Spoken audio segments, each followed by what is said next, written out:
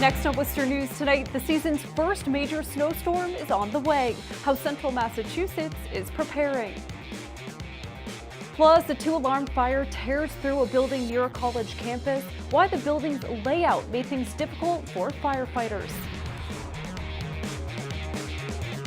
Good evening and thank you for joining us. I'm Brittany Schaefer. This morning's snow system missed central Massachusetts Friday, but Mother Nature isn't done yet. We're tracking some major snow headed our way this weekend. Let's send it over to meteorologist Tim Kelly for the details.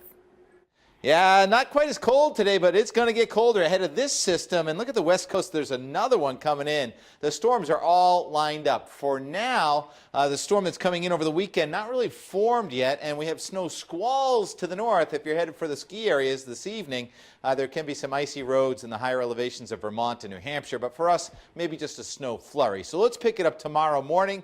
The sun is out. The temperature is about 15 to 20 degrees. There's not a lot of wind tomorrow. Varying amounts of clouds, 11:30 in the morning. Look at that, a little bit of ocean effect snow possible around the Cape Cod Canal. That's going to be nothing compared to what's going to happen after the sun goes down. 4 o'clock now, it's cloudy. It's about 24 degrees. Here comes the snow. Blue is snow. 11 o'clock tomorrow night. It's snowing close to 1/4 of an inch an hour right away. And then just after midnight, it's going to snow 1 to 2 inches per hour all the way to 7 a.m. So we wake up to about 7 or 8 inches of snow with a temperature of 25 degrees.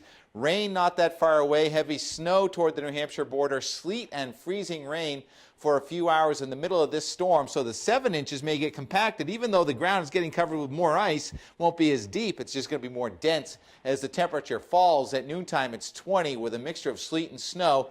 And then it goes down even further. At 4 o'clock, the storm is ending. About 1/2 foot and a little more north. We'll talk more about it. And the 10-day is very cold in a few minutes. Central Massachusetts is preparing for a major winter storm. Cities and towns are gearing up to keep streets and sidewalks clear, while others are looking to keep the homeless safe. Our Olivia Lemon joins us from downtown Worcester with more. Olivia?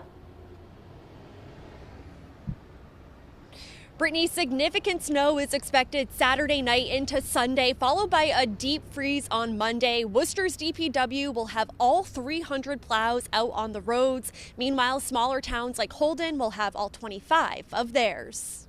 A forecast for heavy snow and temperatures in the single digits this weekend has some preparing to battle the elements outside. Going through all the equipment, we're putting on snow blowers for our sidewalk machines and making some last-minute repairs and kind of just getting ready and watching the radar. While others are working to create a warm place for people to stay inside. And now getting the storm, we know that we had to stretch the time open for more hours. So it's a little challenging. Hotel Grace opened 3 years ago in the basement of St. John's Church. Friday, Pastor Richie Gonzalez loaded up a truck of food to bring to the overflow shelter. We provide a meal in Hotel Grace when people come in every night.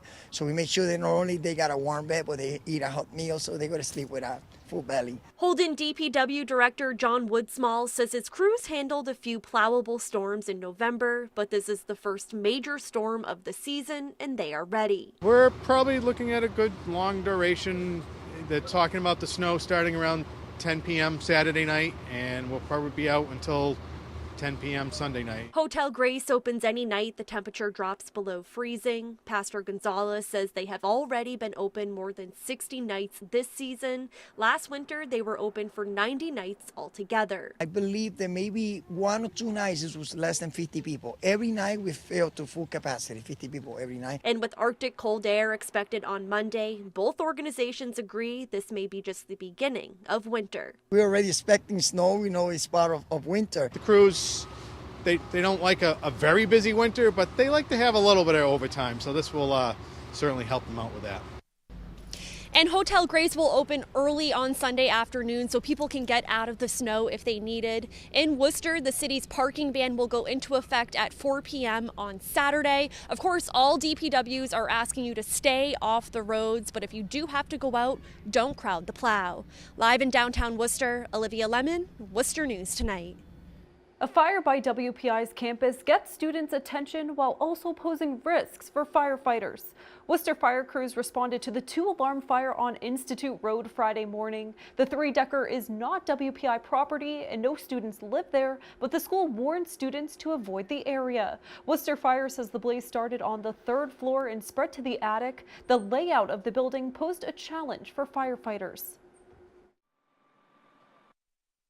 To get more people into these buildings, they block them up sometimes, they put extra apartments in. So you just can't get from one end to the other all the time anymore. So we just had to kind of figure out the layout of the building.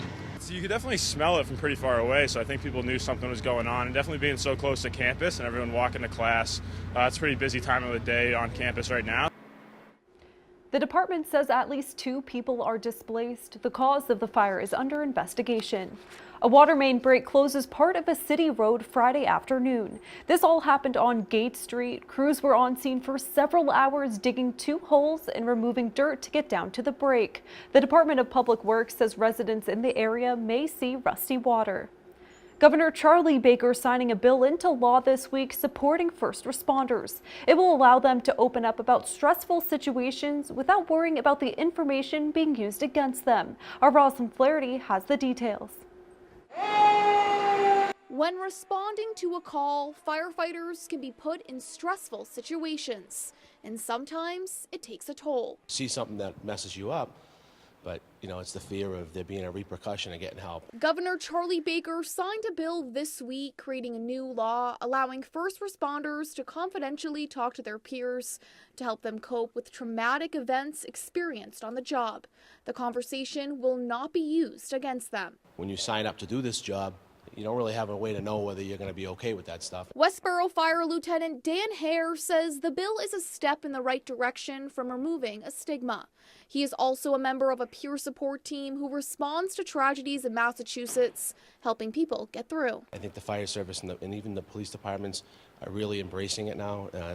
I've seen quite a turn even in the last 5 years of different agencies getting involved. Worcester Police Lieutenant Sean Murtha says the bill will encourage officers to stay healthy. Certainly it can be a stressful job, and I think talking to peers is a good way to handle it. Meanwhile, Lieutenant Hare says the goal is to get people back on the line working and to prevent the tragedy of suicide. People who bottle this stuff up and take it home and don't talk or don't have an outlet to share and get it off their chest, it can destroy the person, and it can lead them down that road. Rosalind Flaherty, Worcester News Tonight. State Senator Michael Moore joins more than 70 lawmakers to request additional heat assistance funding. 160,000 people in Massachusetts use the low-income heating assistance program. Senator Moore says the funds will run out at the end of the month due to federal funding shortfalls. Moore co-signed the letter to Governor Baker requesting $30 million from the state to deal with the potential shortage. We've got a government that's shut down, which has now further compounded the issue. We've got, I hate to say it, we've got someone who's saying we've got a crisis on the border. Oh, I have a crisis at home. Moore says winter is nowhere near over, and as more snowstorms and cold temperatures hit the state, lawmakers need to ensure everyone has a warm place to stay. The past few years have proven prosperous for the city of Worcester. Friday, 3 new businesses are opening up downtown and will offer a unique spot the city doesn't have. Our Chandler Walsh is live downtown now with more. Chandler? Brittany, all 3 businesses are in the lower level of the Bancroft building here on Franklin Street. The general manager says it was fate more than planning that they're opening at the same time. The kitchen at Revolution Pie and Pint in Worcester is serving up their pizzas for the first time.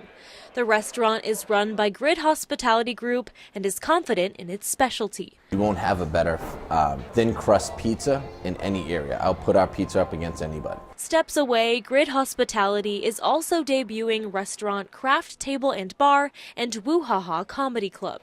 All 3 open Friday, bringing more business to downtown Worcester. I think it's going to draw and add to the vibrance that Worcester already has. While Revolution Pie and Pint is more laid back, General Manager Mayor Alfredo Vieira says Craft Table and Bar appeals to another crowd.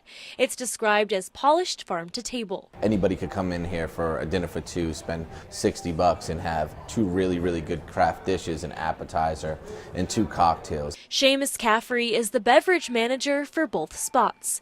He says when it comes to drinks, they're working to appeal to all tastes. Something as casual as simply drinking a beer, or if you're looking for something more elevated in terms of a wine or a cocktail as well.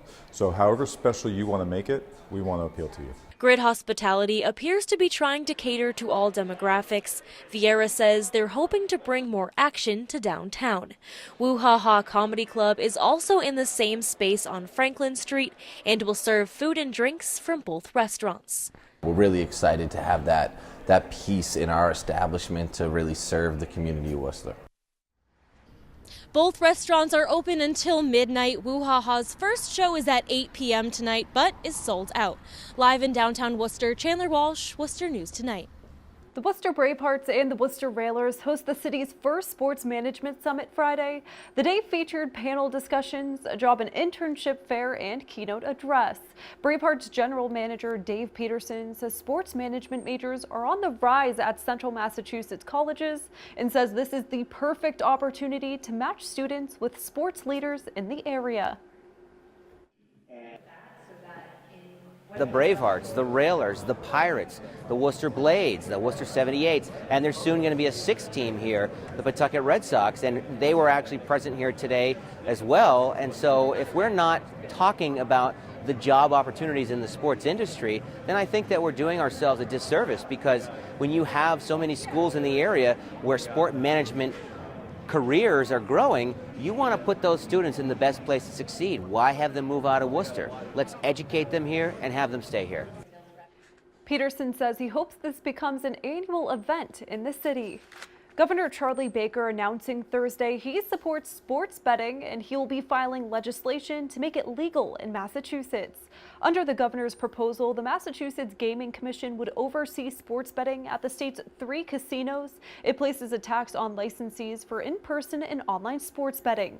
The Baker-Polito administration thinks the taxes would generate $35 million in revenue for the next fiscal year. Holy Cross economics professor Victor Matheson says it's hard to predict revenue from legalizing sports gambling, but says you can compare it with other states' numbers. Nevada, which has had legalized sports gambling for a while. So Nevada generated about $250 million at its casinos. And if you were to tax that at roughly the same level that Massachusetts is talking about, that would be about $25 million in revenue generated at casinos. Matheson says when it comes to placing bets, people who are experts in the field lose as often as they win when they're betting against the house. To talk about a famous Worcester alum, Bill Simmons was a Holy Cross grad about 20 years ago. One of the biggest voices in sports on the internet and on ESPN. And he for years tallied how well he did betting against the line in NFL games. And 10 years, he went about 500. And the governor's proposal does not allow for betting on college sports. It does require revenue raised from the taxes will go towards local aid cities and towns.